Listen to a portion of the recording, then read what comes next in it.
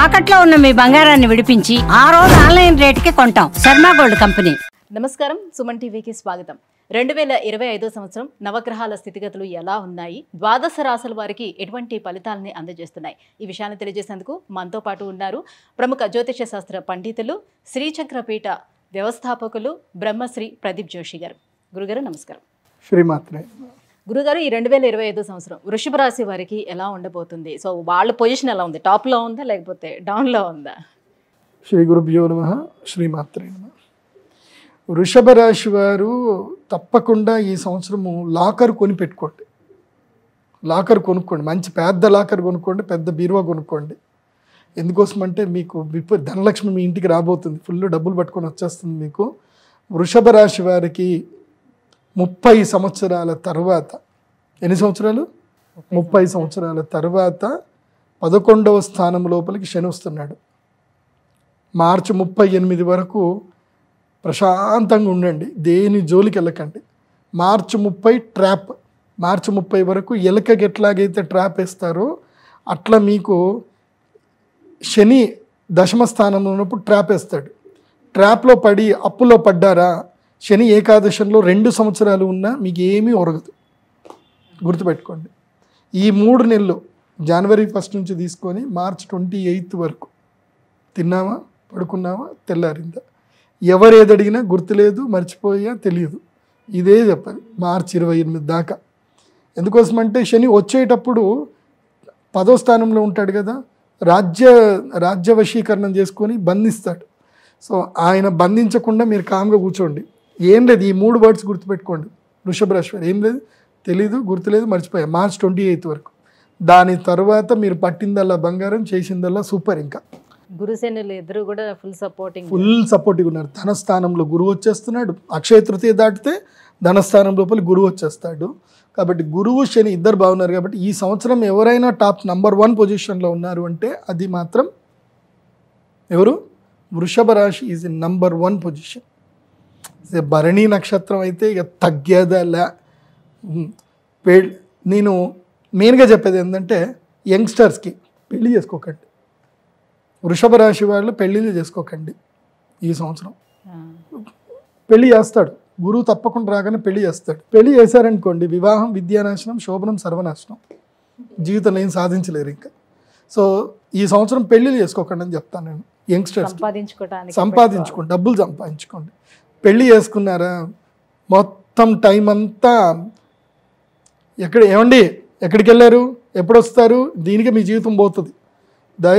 వృషభ రాశి స్థానంలోకి గురువు సెకండ్ ప్లేస్ లో గురువు వస్తున్నాడు. అట్ ద సేమ్ టైం శనితో పాటు శుక్రుడు కూడా ఆ ప్లేస్ లోకి మీనరాశిలోకి వస్తున్నారు. కానీ శుక్రుడు మారుతాడండి. శుక్రుడు ఎవ్రీ 22 రోజులకి 28 రోజులకి మారుస్తాడు.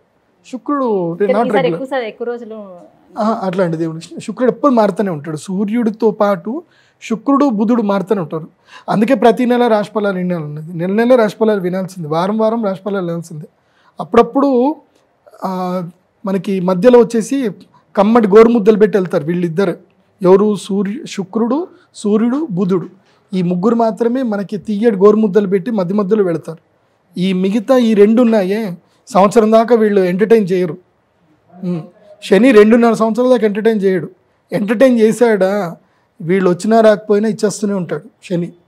కాబట్టి శని కేవలం 3 గ్రహాలకు మాత్రమే యోగిస్తాడు ప్రతి సంవత్సరం.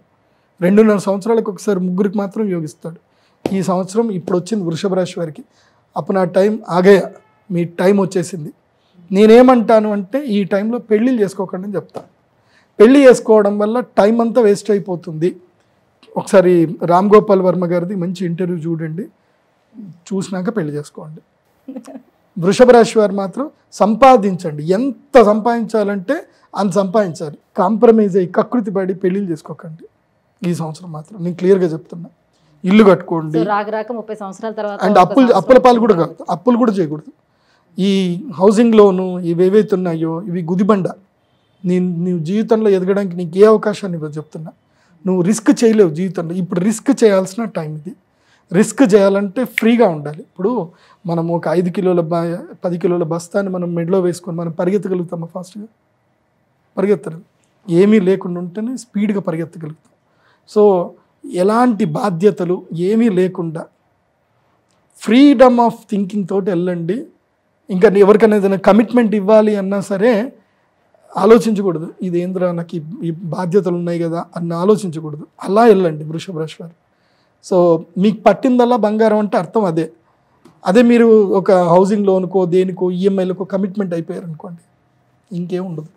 ఈ కార్పొరేట్ వీళ్ళు చేసేది ఇదే, వాళ్ళు ట్రాప్లో చేస్తారు, కార్పొరేట్ ట్రాప్ అంటారు.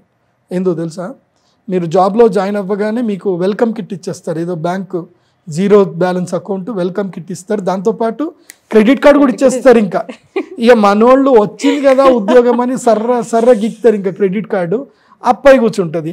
వాడికి కావాల్సింది అదే కదా, కార్పొరేట్ వాడికి కావాల్సింది ఏంది, వీడు లేబర్ లాగా పనిచేయాలి, లేబర్ లాగా వీడికి అప్పు ఉంటే తప్ప వీడికి భయపడ్డు పని చేయడు.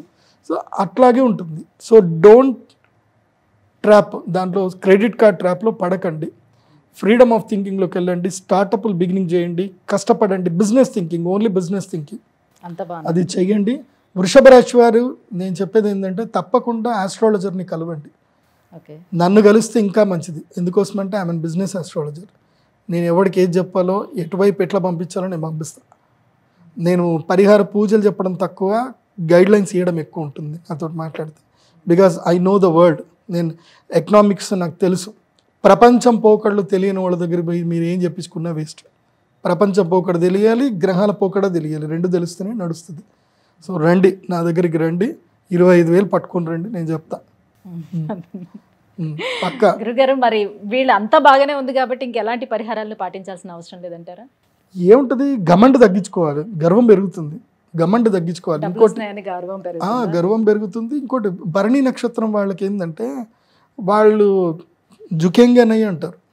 అక్కడ ఏమైపోతుందని అంటే ఒక్కటి గుర్తుపెట్టుకోండి అండి, భరణి నక్షత్రం వాళ్ళు తమ ఫ్యామిలీ లైఫ్లో ఎంత మూర్ఖంగా ఉంటే వాళ్ళకి అంత మంచిది. మూర్ఖంగా అంటే పెళ్ళాం పిచ్చోడన్నా సరే, మా ఆయనకి ఏం తెలీదు, మూర్ఖుడు, ఎదవా, ఏదన్నా సరే అంతేగా అనాలి. భరణి నక్షత్రం వాళ్ళకి కృతిగా కూడా అంతే. ఎవరికైనా గుర్తుపెట్టుకోండి అండి, జీవితంలో మనకి బయట ఎక్కడైనా అదృష్టం వస్తుందంటే ఇంట్లో అదృష్టం ఆపుతుంది. ఇంటి వాళ్ళు ఆపుతారు. ఇంట్లో అదృష్టం ఉంది, ఇల్లు బాగుంది, బయట రాదు. ఇది ఎప్పుడూ ఈ బ్యాలెన్స్ అనేది తప్పుతుంది. ఇంట్లో ఎక్కువగా సీరియస్ లేకుండా వాళ్ళు ఏమన్నా సరే నీ ఇష్టం, అంతే నీ ఇష్టం అని అనుకొని ముందుకెళ్ళు, డబ్బులు బయట గెలుస్తావు. ఇంట్లో గెలవలేదు అనుకో, బయట గెలవలేదు. అది బాగా గుర్తుపెట్టుకోండి. అందులోపల భరణి నక్షత్రం వాళ్ళకి గర్వం బాగా ఎక్కువ, పొగరు, కోరికలు, ఆశలు, మాటలు అన్నీ ఎక్కువ. ఎందుకోసమంటే పెద్ద నక్షత్రం అది భరణి నక్షత్రం. భరణి అంటేనే అగ్ని. అది గురుగారు, ఈ 2025 సంవత్సరం వృషభ రాశి వారికి ఎలా ఉండబోతుంది? సో వాళ్ళకి అదృష్టం పట్టిందల్లా అదృష్టమే ఉండబోతుంది. అక్షయ తృతీయ యాగం చేసుకోవాలి వృషభ రాశి. అక్షయ తృతీయ మహాలక్ష్మి యాగం చేస్తే యు మే ఇన్వైట్, మీరు లక్ష్మీదేవిని ఇన్వైట్ చేసినట్టు. యంత్రం తీసుకోవాలి, మా శ్రీచక్రపీఠంలో చేస్తాము, రండి యంత్రం తీసుకోండి. అప్పుడు అమ్మవారు మీ దగ్గరకు వస్తారు. నేను ఇచ్చే గైడ్లైన్స్ ఫాలో అవ్వండి. గురుగారు, ఈ 2025 సంవత్సరం వృషభ రాశి వారికి ఎలా ఉండబోతుంది? చిన్న చిన్న పరిహారాలు ఏమేమి చేసుకోవాలి? సో వాళ్ళకి ఎంత అదృష్టం పట్టనుంది? ఈ విషయాలన్నీ కూడా తెలియజేసినందుకు ధన్యవాదాలు. శ్రీమాత.